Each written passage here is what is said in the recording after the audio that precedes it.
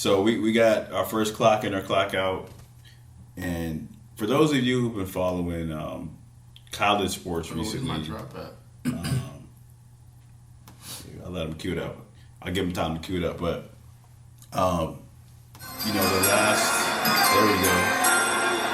last year and a half or so, the ability for a college athlete to make money off their name, image, and likeness has been a hot topic, right? Because for years, people have been made the argument that college athletes should be paid based on the amount of money they generate. It's literally a full-time job, and it's just not necessarily fair that they do all this and generate all this revenue and then they don't reap the benefits of it. So the middle ground, instead of the NCAA paying these athletes, they said, you know what? You can make money off your name, image, and likeness. That could be through a commercial. It could be being sponsored by a brand. It could be you can host camps. Like a lot of these athletes are hosting camps. Yeah. I don't know if Billboard, like if you're on a billboard, if that. Yeah. I don't know how the revenue generation works for that, but you go to, for example, VCU. You're in Richmond. You'll see a billboard of one or two players from the team or whatever. I think like if a company wants to sponsor that billboard, then they can get compensated. But got it. Like the school can't pay a player, because it's like school sponsored or school issued. Exactly. So, for the athlete, it gives them more ownership over, being able to make money off of, what they do on the field, on the court, whatever the sport is. But from a amateur sport perspective, it's tough to regulate, right? And it's affecting recruiting. And Nick Saban actually made some comments about other coaches basically paying players to come to their program and how he doesn't know how he's going to be able to compete with that because they do things the right way at Alabama. He was a Bama for saying what he said. But anyways, no pun intended. The clock in or clock out is, are you clocked in or clocked out that the name, image, and likeness in college sports is going to ruin college sports? I'm clocked out that it will, because I think, again, it's just like in anything in life, like you're gonna have to adjust. And going back on the Nick Saban, whoa, what we got there? Trying to go. Going back to the Nick Saban stuff, like you just sound like a sore loser. Exactly. Right, like I don't know how many national championships he's won. I think 6 or 7. Yeah, like he's clearly the greatest college football coach probably ever, and he deserves that. But because you lost maybe 1 or 2 recruits, and I know for a fact, bro, Bama has been throwing the bag for years. Easy. Like, come on. If you're in the SEC, you're getting, before this NIL stuff, you were getting a bag. You can't tell me freaking Jerry Jeudy or Derrick Henry or any of these studs. Yeah, they were getting a bag. So it's unfair for him to just single out different coaches like he singled out. And then you're going to single out Jackson State, who has no budget, just because first of all, a DB, a defensive back who is, set on, I want to play in the NFL. Why would he not want to go play for Deion? Why would he not want to go play for Deion? Why would he not want to go play for a coach and a program that's on the rise, that gets national attention, and clearly stands for something and will be a part of a program that is setting milestones and trends. So the fact that he singled out Deion off of a recruit that he lost to a non-power school. They're not even in FBS. FBS. Yeah. Like they're FCS school. And you say, oh, they paid him $1 million. What? Like, come on, man, missing at that. But then, to answer the question, I think, schools are gonna have to adjust, just like in anything, right? Like, is it unfair? Well, it's never been fair. When has it been fair? Because you can't tell me at Alabama, who has these freaking extravagant facilities, opposed to, I don't know, Kentucky, who's in your conference. Like, is that fair? No. You guys have a certain amount of a budget from boosters and other revenue sources that we probably don't know about. That's probably under the table, opposed to another school who doesn't. That's not fair. So, like, no, shut up and make the adjustment. And here's the thing. You make millions of freaking dollars. Exactly. Like millions.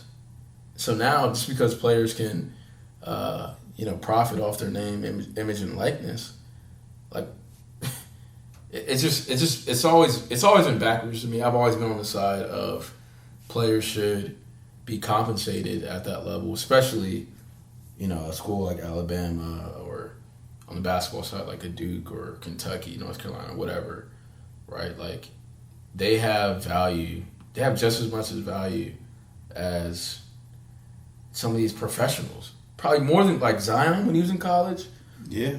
He easily was valued more than, I don't know, J.J. Redick. Wesley Matthews. Like, Avery Bradley. Yeah, like, come on, bro. It's in any other field or industry, right, where you have a product and people are paying to watch that product, you would get compensated for it.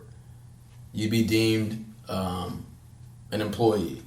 So I've always been for the whole, like, side of, well, you're getting a free education, blah, blah. No, that's BS, because the people that graduate from college and, maybe they do get a free education, they're still not really set up like that post-college. So why can I not work and get paid for something that clearly generates a ton of NCAA is $1 billion business. So, yeah, man, I've always been on the player side. I'm clocked out on, this being bad for college basketball. Freaking adjust. Yeah, I mean, I'm clocked out, mainly because it's already been going on. It's been going on. Look at blue chips, bro. Yeah, it's been going on. Now the difference is, here's the difference. And I don't want to. I'm gonna go there. I'm sorry. I gotta go there. Federico. All right. Let's look at the sports where NIL really matters. Let's just call it what it is. It's basketball and football. That's it. That's really it. If you look at the demographics in those sports, the majority of those players and the top players are African American, right? So before this, coaches could promise certain things, control certain things, even take away certain things if you don't do what they want you to do. Hey, look, you come here, I got a job for your brother, housing for your parents. Got the house, got the car set up. Everything's going to be good, right? I've seen it firsthand. Like, I know dudes that literally don't really come from anything. All of a sudden you're driving a Benz or a Mercedes. Like, come on, I know your mom works at the post office, bro. Yeah, exactly.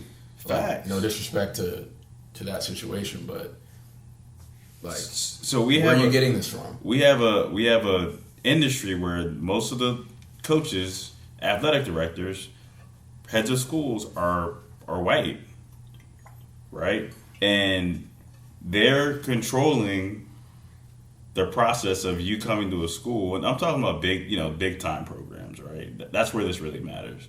They have more control over you come in here because of what we can offer you, right? With name, image, and likeness, now the athlete is empowered. Yep. The athlete is empowered.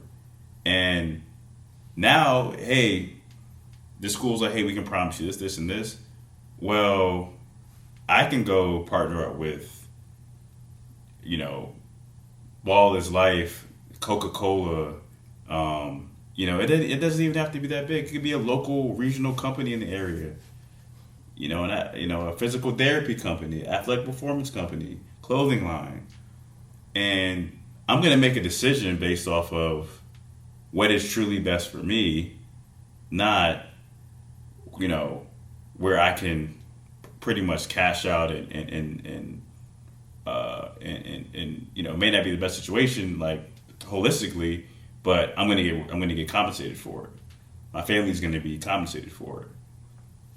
Right? And here's the thing, man. After you stop playing, do you continue to get those benefits? No. With name, image, and likeness, you're building a relationship that could last, past your college career. I mean, even if you don't make it to the next level, I bet you're in a better position to get a good job. 100%.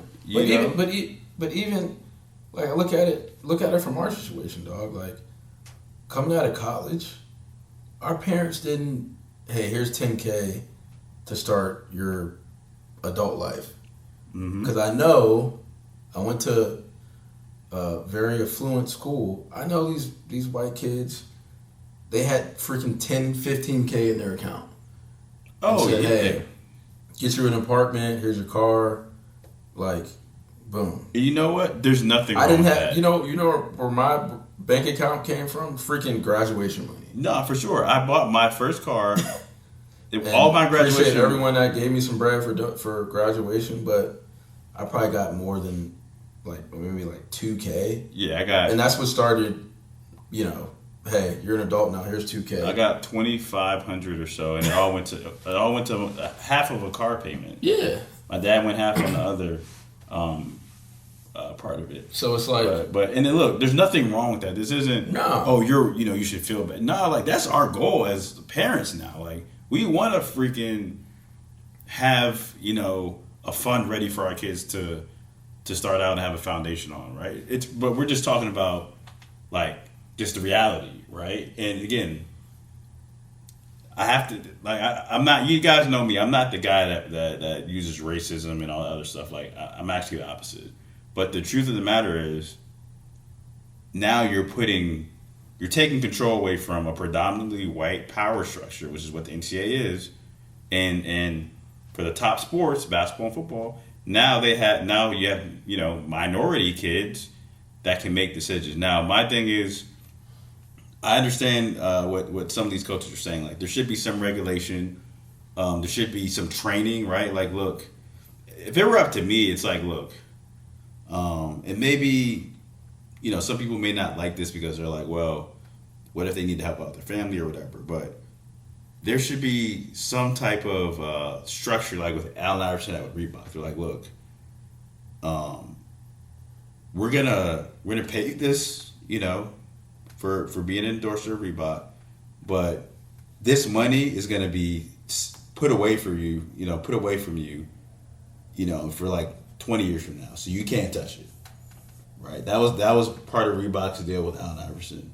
So with some of these kids, it's like, look, do these kids necessarily need to be buying Ferraris and change? No, right? So it's like, all right, this year you get this amount, this year you get this amount, but now when you graduate, you're gonna get the majority of this money. So you're starting off on a good note.